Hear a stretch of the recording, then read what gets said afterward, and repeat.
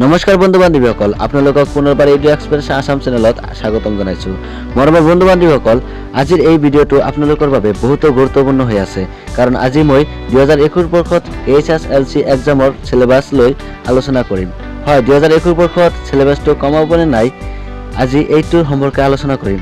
তো বন্ধু বান্ধৱীসকল, আপোনালোকে যদি এইটো চেনেলত নতুনকৈ আহিছে তেনেহ'লে প্লিজ চেনেলটো ছাবস্ক্ৰাইব কৰিব। তো বন্ধু বান্ধৱীসকল, ইয়াত দিয়া আছে আগন্তুক শিক্ষাবৰ্ষৰ পাঠ্যক্ৰম সন্দৰ্ভত গুৰুত্বপূৰ্ণ ঘোষণা কেন্দ্ৰীয় মানৱ সম্পদ উন্নয়ন মন্ত্ৰী।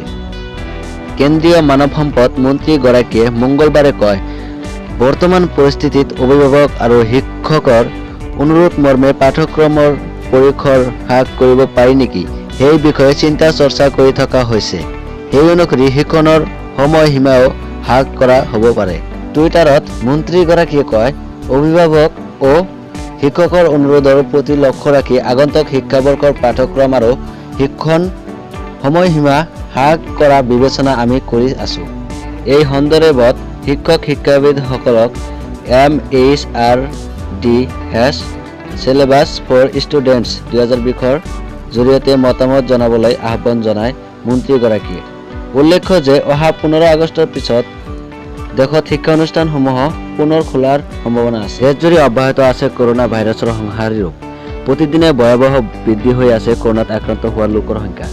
ইয়াৰ মাজতে দেশত লকডাউনৰ কিছু শিথিল কৰা হৈছে যদিও বৰ্তমানো খোলা হোৱা নাই দেশৰ স্কুল কলেজসমূহ। চলিত বৰ্ষৰ মাৰ্চৰ মধ্যভাগৰ পৰাই দেশৰ শিক্ষানুষ্ঠানসমূহ সম্পূৰ্ণৰূপে বন্ধ হৈ আছে।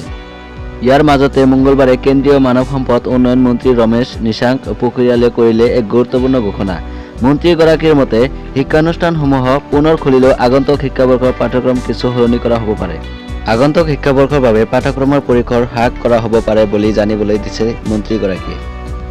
আৰু আজিৰ সবিশেষ আলোচনা কৰিবলগীয়া এইখিনিতেই। লগতে আপুনি যদি এইটো চেনেলত নতুনকৈ আহিছিল তেনেহ'লে চেনেলটো ছাবস্ক্ৰাইব কৰিবলৈ একেবাৰে নাপাহৰিব।